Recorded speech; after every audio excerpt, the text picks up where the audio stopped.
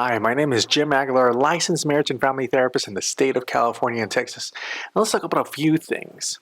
I saw this video where a person was saying, my therapist told me to get a divorce, kind of leave your romantic partner.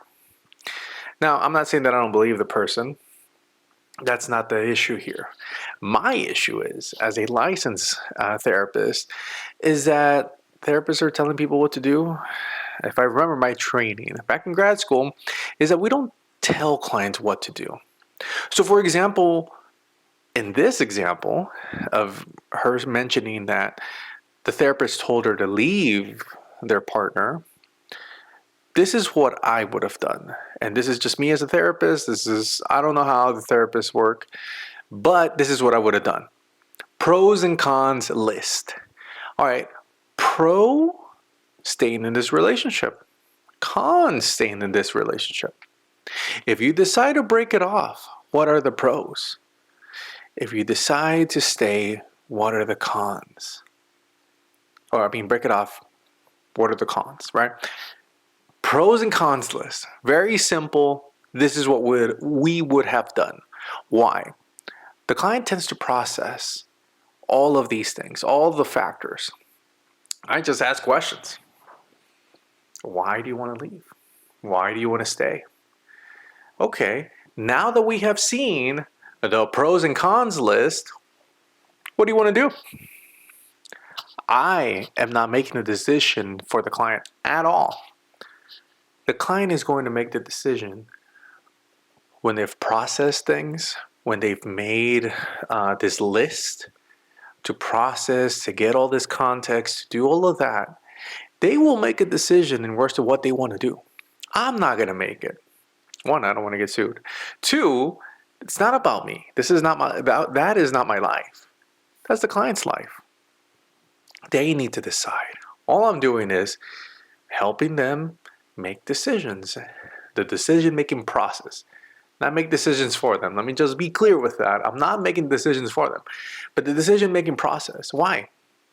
Because I'm giving them this tool so that if they ever face a situation like this where they have to make a decision, pros and cons list, here we go again, in whatever circumstance that is, right? Here we're talking about leaving their partner. But in regards to pros and cons, you could apply it to other things. Should I get this new job? Should I not? Should I stay in this job that I'm in? What career should I look for? Whatever. But the pros and cons list, this intervention will help the client in different ways, in different circumstances, not just this. See, I'm teaching the client different things to help them out in the world. I'm not going to make the decision for them. So when I hear things and I see TikToks like that, now I don't know if it's rage bait. I have no idea. I'm just using this as an example. That if things like this happen, and if we have people out there who are being told what to do, don't. Come up with a decision yourself. Right? Don't listen to a therapist. The therapist is only listening to your perspective. There could be a lot of missing context in all of this. So they might, I don't know, take your side because they're only listening to your side, right? If this isn't couples therapy or family therapy or anything like that. So that's what I would say. Be careful with that you make the decisions. You control your life. Not that someone's going to make the decision for you. So, this brings me back. Why did I want to share this? Because I am trying to break down this stigma that exists in regards to therapy. Therapy is not going to be a place where the therapist is going to tell you what to do. You need to make those decisions. The therapist should help you in the decision-making process by giving you tools to make decisions. Not that the therapist is going to make the decision for you. So when you have these tools, are you able to apply them? Are you able to make decisions yourself? Not the therapist. The therapist isn't there. The therapist doesn't know the relationship.